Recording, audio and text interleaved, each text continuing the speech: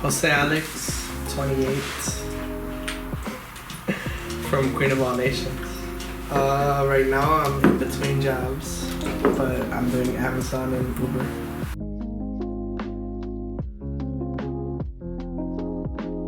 For my conversion, I think I was wild.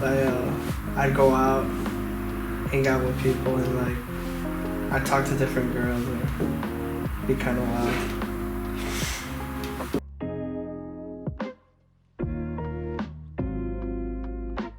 It depends how deep we want to go, but I feel like one turning point was when my grandfather passed away.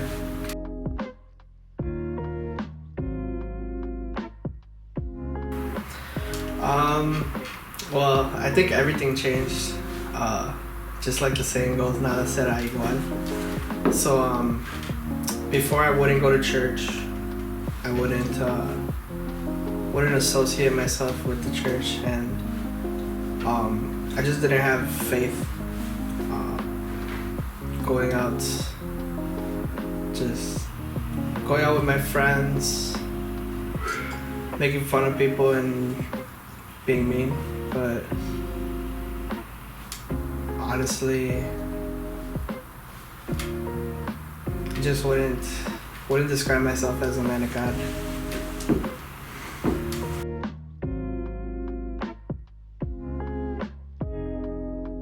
I want to start with why I left, pretty much. It all started around the time that I did my confirmation. I was going through my steps for confirmation, and I would go to church literally from maybe 5 years old until I finished my confirmation. And once I did my confirmation, I just kind of felt like I can leave now. I didn't see myself with much faith. Then at that point, I started going to just hanging out with my friends, doing whatever I wanted. And as soon as my grandfather passed away, I feel like I lost all my faith, and I just wouldn't find myself praying. I fell into a depression. I was very dark. My friends would tell me things that I had done after I came out of that black hole, and I'd be like, I'd apologize to them just because I didn't remember any of that. Then when I started coming back was when my sister lived her retreat in March of 2023. And then after she lived her retreat, she came home. And I remember her just crying to me and telling me she loves me and telling me I have to live the retreat. And seeing her like that kind of triggered something in me.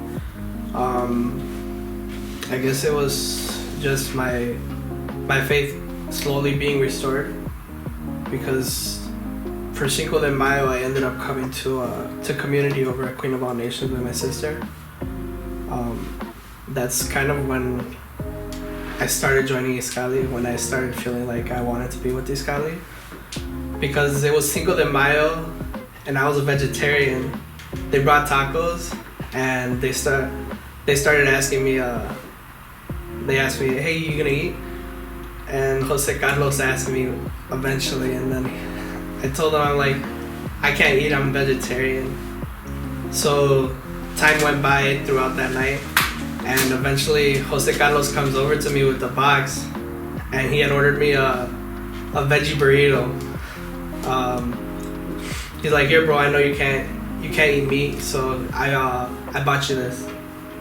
So I opened it, and I'm like, this guy went out of his way to buy me a burrito to make me feel like I was part of a community. And that was when I started to feel part of a community. And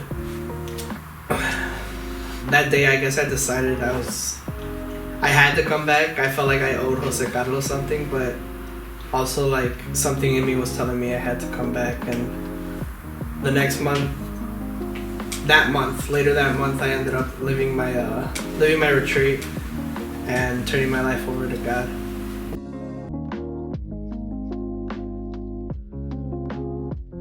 Yeah, Jose Carlos played a big role in it, but it was also something that got me closer to my faith was Father Bobby.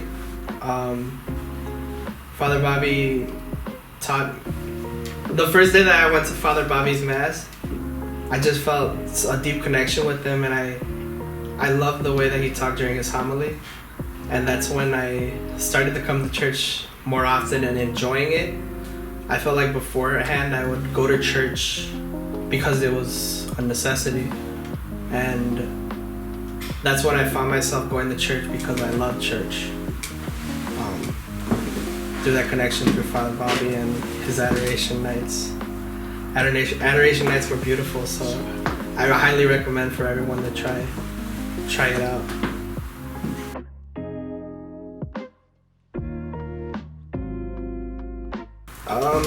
I feel like the biggest challenges right now are just my on my walk of faith is sin. I feel like before I restored my faith was restored, I really struggled to find any faith, because once the devil has you, he doesn't need to do anything to keep you there. But now that my faith is restored, I feel like the devil's slowly trying to grab you, and when you have that treasure, the devil wants to take it from you. That's what a thief does.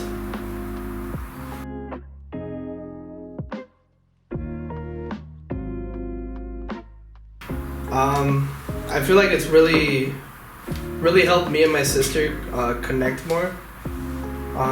Before I was real mean with her, and she would always be upset about how I acted with her. But after I returned to my faith, my mom and my sister told me, they're like, I see the light in you, and I like this change, and I like that you found your purpose in life. And yeah, my relationship with my mom changed a little bit. It could be better, but I feel it working. I feel a change coming.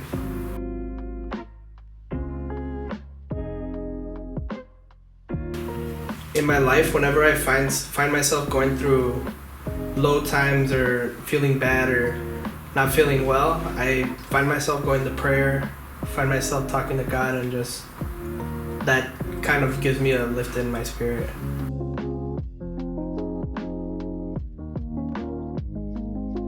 My goals are to, first off, to go to daily mass. I feel like God's been making me wake up earlier so that I do make it to those masses. Sometimes I feel groggy and like I don't want to go, but I know that's the devil trying to keep me away. Another thing is I'm trying to do 1 meal a day for all of Lent. That's kind of what I gave up, was my other 2 meals. And yeah, I want to invite everyone to try out Easter 40 or Lent 50. To join an Exodus group. If you have a group of friends that are doing Exodus, they're more than welcome to invite you in.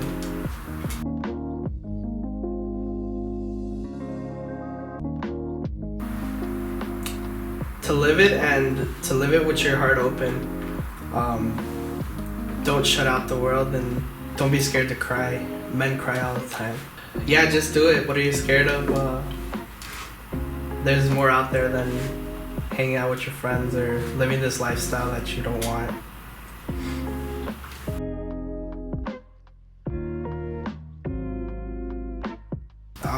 I know that God put me on this path, and I know I went through the things that I went through in life to eventually come back to God and be that prodigal son.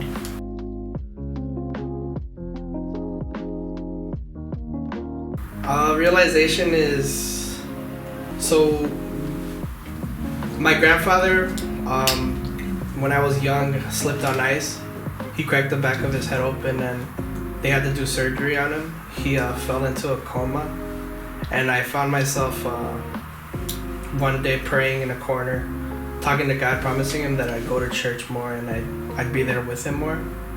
And something that I realized was I took that for granted, because I found myself doing that same thing right before my grandfather passed away. And that's kind of what I feel triggered my conversion back when I lived my retreat, was realizing that God was with me and he made sure my grandfather lived long enough for him to see me walk across the stage.